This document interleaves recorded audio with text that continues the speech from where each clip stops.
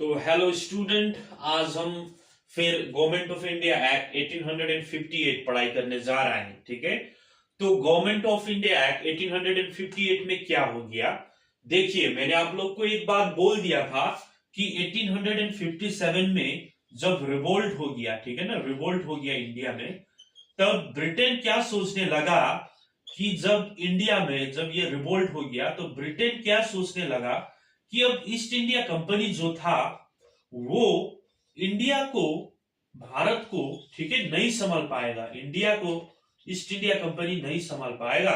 यदि हम east India company को भारत में रहने देगा तो ये बहुत बम्बार्ड कर देगा और ये बहुत बर्बाद कर देगा, ठीक है ना।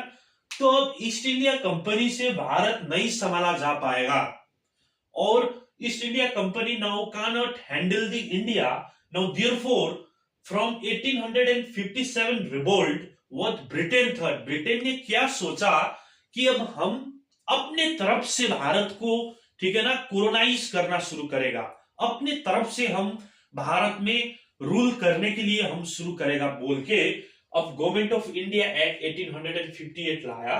और इस एक्ट को क्या बोलता है कि इसको बोलता है कि act of better government in India, ठीक है ना, act for the better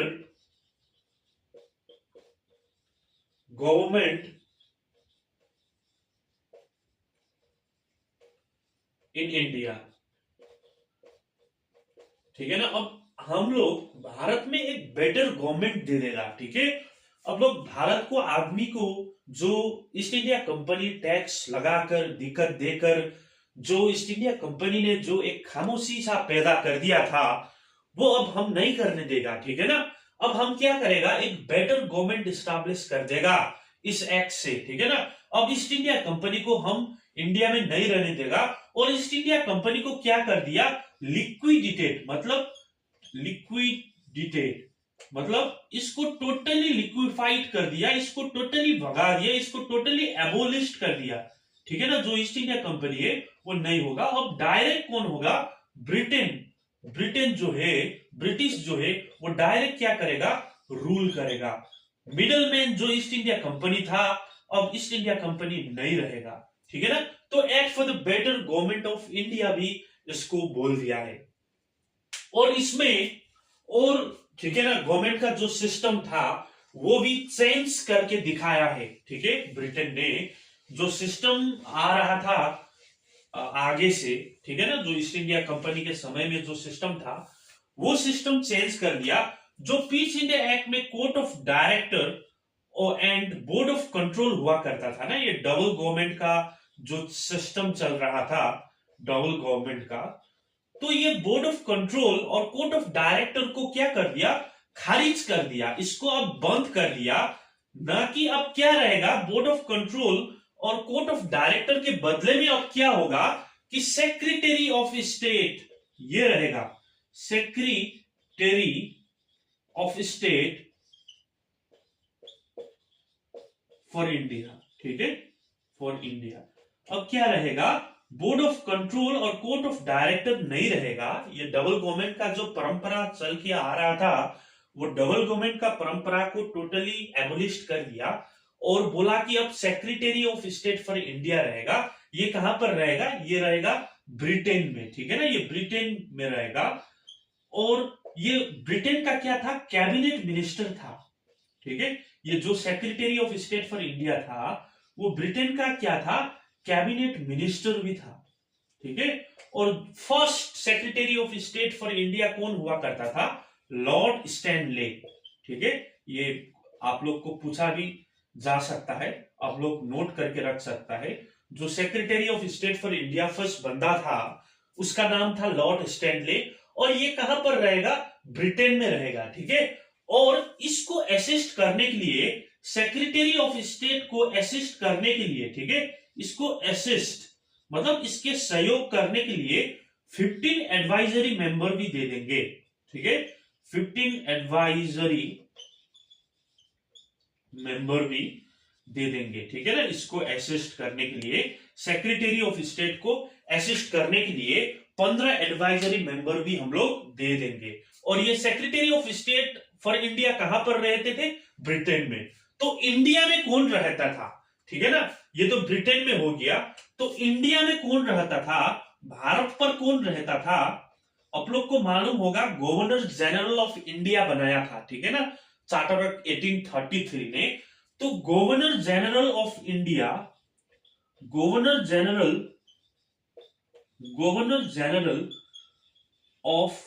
India जो हुआ करता था, ठीक है ना, 1833 से इंडिया में, वो अब नहीं रहेगा। लेकिन इंडिया में अब क्या रहेगा? वॉइसरॉय, ये भी इंट्रोड्यूस कर दिया, ठीक है ना, वॉइसरॉय इंडिया में रहेगा। और ये जितने भी इंडिया का जो हो रहा है, ठीक है ना, जितने भी इंडिया का जो एडमिनिस्ट्रेटिव सेटअप है इंडिया का, जो देखेगा वो वॉइसरॉय देखेगा। और वॉइसरॉय रिपोर्ट देगा किसको? सेक्रेटरी ऑफ स्टेट को, जो ब्रिटेन में बैठा होगा।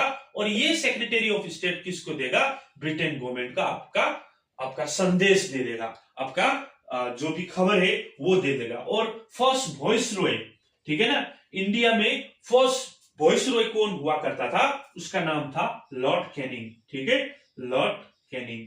तो Lord Canning first viceroy of India हुआ करता था।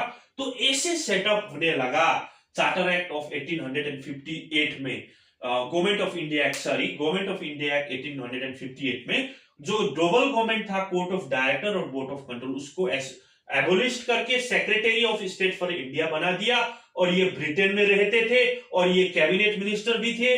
इसको असिस्ट करने के लिए 15 एडवाइजरी मेंबर भी दिया हुआ था। और इंडिया में अब गवर्नर जनरल ऑफ इंडिया नहीं रहेगा और इसके बदले में रहेगा वॉइसरॉय, जो लॉर्ड कैनिंग थे। इसी प्रकार का सेटअप बना दिया गवर्नमेंट ऑफ इंडिया एक्ट 1858 ने। और भारतीय लोग को बोल दिया कि अब हम लोग आप लोग के लिए कुछ करके दिखाएंगे, कुछ अच्छा करके दिखाएंगे बोल के, ऐसा जो सेटअप था, ऐसा जो सेटअप बना के रख दिया। और ईस्ट इंडिया कंपनी को टोटली लिक्विडिफाइड कर दिया, ईस्ट इंडिया कंपनी को टोटली क्या कर दिया? एबोलिश कर दिया और भगा दिया, ठीक है। और इसका नोट्स तो आप लोग को मिल ही जाएगा, मेरा जो हैंड रिटन नोट्स है उसी से आप लोग को दे दूंगा। और ये पॉइंट को समझ के रख दीजिए कि कोर्ट ऑफ डायरेक्टर और बोर्ड ऑफ कंट्रोल को एबोलिश करके secretary of state for India बना दिया। और उसको एक्सिस्ट करने के लिए 15 एडवाइजरी मेंबर दे दिया। और ठीक है ना, ये कैबिनेट मिनिस्टर हुआ करता था जो ब्रिटेन में रहते थे।